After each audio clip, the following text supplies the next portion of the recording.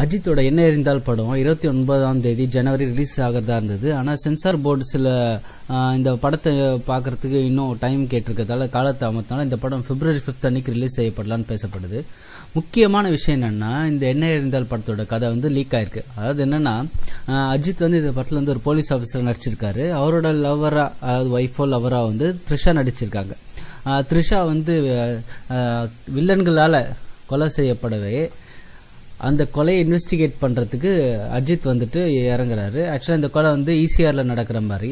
So அஜித்துக்கு help பண்ணுறது அனுஷ்கா வந்துட்டு ஒரு ஏஜென்ட்டாக வந்து ஹெல்ப் பண்ணிகிட்ருக்காங்க. ஸோ இந்த சுற்றி த்ரிஷாவோட மர்டரை சுற்றி நடக்கிற கதை தான் வந்துட்டு என்னை அறிந்தால். இல்லை அனுஷ்கா வந்து ஒன் சைடு லவராக வந்துட்டு நடிச்சிருக்காங்க. அதாவது அஜித்தை வந்து அவங்க ஒன் சைடு லவராக இருக்காங்க. இந்த படத்துக்கு அப்புறம் அனுஷ்கா என்ன சொன்னாங்கன்னா, அவங்க ஸ்கூல் டேஸில் இந்த மாதிரி நிறைய லவ் ப்ரொபோசல்ஸ் வந்ததாகவும், சிலது வந்து அவங்களே ரிஜெக்ட் பண்ணதாகவும், ரிஜெக்ட் பண்ணுறப்போ அவங்கள பார்க்க பாவமாக இருந்ததாகவும், அதனால் இந்த படத்தில் வந்துட்டு தான் வந்து ஒன் சைடு லவ் பண்ணுறதா சொல்லியிருக்காங்க அஜித்தை. ஸோ இந்த படத்தோட கதை வந்து லீக் ஆனதால் எல்லாருமே வந்து பெரிய அப்செட் லெவலில் இருக்காங்க.